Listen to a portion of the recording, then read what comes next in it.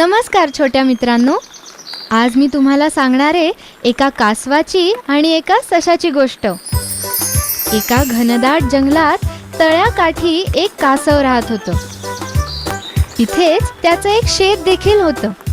ते रोज सकाळी आपल्या शेतात काम करत असे. ते कासव खूप भोळं आणि साधं होतं.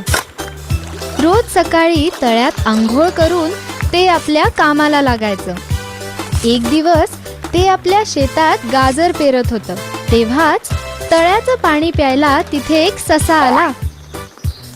त्याला बघून कासव म्हणालं, ससे भाऊ, तुम्हाला पण गाजरं खूप आवडतात ना? मग तुम्ही गाजराच्या बिया पेरायला मला मदत करा.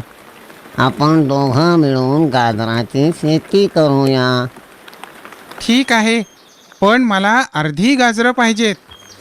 मग रोज ससा कासवाच्या शेतावर येऊ लागला. ते दोघं मिळून शेतात बिया पेरायचे, झाडांना पाणी द्यायचे, एकत्र मिळून शेताची निगा राखायचे आणि राखण करायचे. पण प्रत्येक काम करताना ससा त्या कामाची सुरुवात तर करायचा, पण थोड्याच वेळाने आळसापोटी एका झाडाखाली जाऊन छानपैकी झोपून जायचा. पण कासव न थांबता कष्ट करायचं. थोड्याच दिवसात गाजराचं पीक उगवलं आणि लवकरच कापणीसाठी शेत तयार झालं. दोघांनी मिळून कापणी केली आणि ससा कासवाला म्हणाला, तू कापणीसाठी खूप मेहनत घेतलीस, त्यामुळे तू थोडा वेळ आराम कर. तोपर्यंत मी या गाजरांचा ढीग करतो. कासव बिचारं भोळं होतं. ते म्हणालं, ठीक आहे, ही गाजरं आपल्या दोघांमध्ये समान वाटून घेऊया. असं म्हणून कासव तिथून निघून गेलं. सशाने गाजराचे 2 ढीग बनवले, पण चतुराईने त्याने एका ढिगात कमी पण सगळी चांगली गाजरं ठेवली आणि दुसऱ्या ढिगात सगळी खराब गाजरं ठेवली. काही वेळानंतर जेव्हा कासव तिथे आलं तेव्हा त्याने बघितलं की एक ढीग मोठा आहे आणि एक छोटा.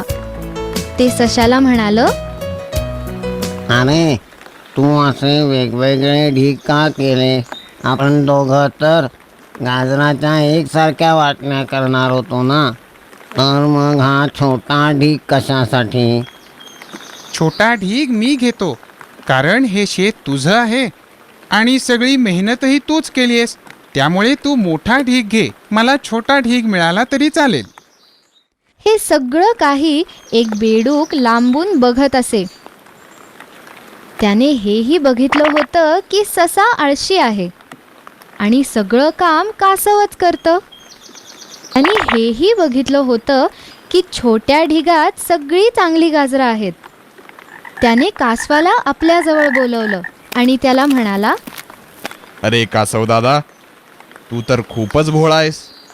मी बरेच दिवस झाले बघतोय, जास्तीत जास्त काम तर तूच करतोस. ससा तर झाडाखाली जाऊन झोपतो. नुकसान होतंय तुझं आणि फायदा होतोय त्याचा. ते कसं? जास्त गाजरं तर तो मला देतोय ना. जास्त गाजरं तर तो तुम्हाला देतोय, पण चांगली चांगली गाजरं तो स्वतःकडेच ठेवतोय.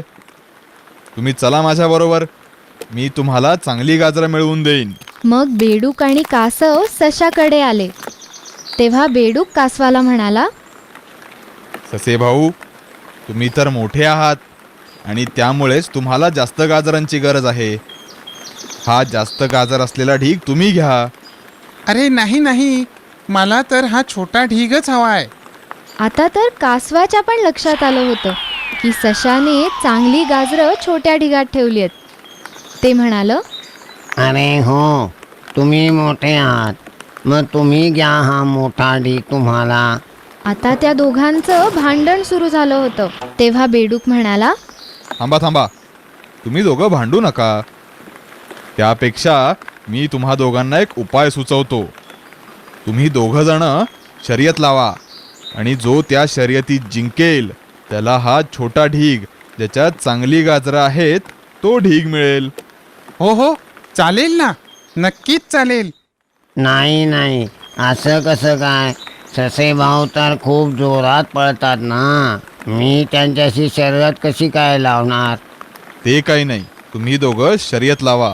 जो कुणी या तलावाला चक्कर मारून पहिला माझ्या इथे पोहोचेल तो जिंकेल आणि त्याला हा रसरशीत गाजरांचा ढीग मिळेल.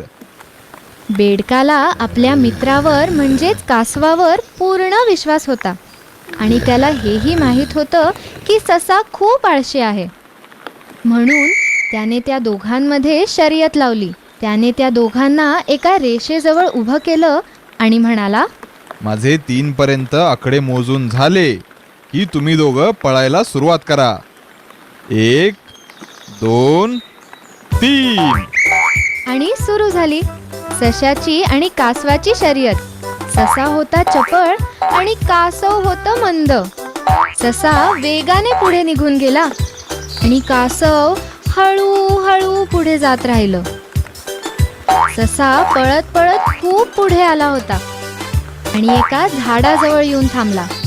त्या झाडाची घनदाट सावली बघून सशाने विचार केला, अरे वा, किती सुंदर झाड आहे आणि केवढी सावली आहे याची. इथे तर थांबायलाच हवं आणि थोडासा आरामही करता येईल. आणि तसंही कासवाला इथे पोचायला खूप वेळ लागेल, त्यामुळे मी इथे आराम करू शकतो. हा, चला थोडा वेळ झोपतो. मग ससा त्या झाडाखाली बसला आणि थोड्या वेळात नेहमीप्रमाणे त्याला पेंग आली आणि तो झोपून गेला. आणि कासव हळूहळू न थांबता पुढे जात राहिलं आणि थोड्याच वेळात ते सशाच्याही पुढे निघून गेलं. थोड्या वेळात सशाला जाग आली आणि त्याला वाटलं की आपण अजूनही पुढेच आहोत. त्याने पुन्हा पळायला सुरुवात केली. जेव्हा तो बेडकाजवळ आला तेव्हा त्याला दिसलं की कासवही बेडकाच्या जवळ पोचत आलंय. तो आश्चर्यचकित झाला आणि त्याने विचार केला की कासव माझ्या आधी कसं पोचलं. मग त्याला कळलं की जेव्हा तो झोपला होता तेव्हा कासव न थांबता पुढे जात राहिलं. मग ससा अजून जोरात पळायला लागला. पण आता काय उपयोग? कासव बरंच पुढे गेलं होतं आणि हळूहळू बेडकाजवळ येऊन जिंकलं. पळून पळून थकलेला ससा जेव्हा बेडकाजवळ पोचला तेव्हा बेडूक म्हणाला, ससे भाऊ, मला माहीत होतं की तुम्ही खूप आळशी आहात आणि कासव आपलं काम न थांबता पूर्ण करतं. म्हणूनच मी तुमच्या दोघांमध्ये शर्यत लावली. आता कळलं ना की जो न थकता मेहनत करतो त्याला चांगलंच फळ मिळतं. हो बेडूक दादा, तुझं अगदी बरोबर आहे. शेतात देखील मी झोपायचो आणि कासव दादाच सगळं काम करायचा. कासव दादा, मला माफ कर आणि तू या रसरशीत चांगल्या गाजरांचा ढीग घे. नाही नाही, आपण दोघांनी आधी जसं ठरवलं तसंच आपण दोघे मिळून ही गाजरं वाटणी करून घेऊयात. तर मित्रांनो, या गोष्टीतून आपण काय शिकलो? जो न थांबता आळशीपणा न करता काम करतो त्याला त्याच्या कष्टाचं फळ नक्कीच मिळतं.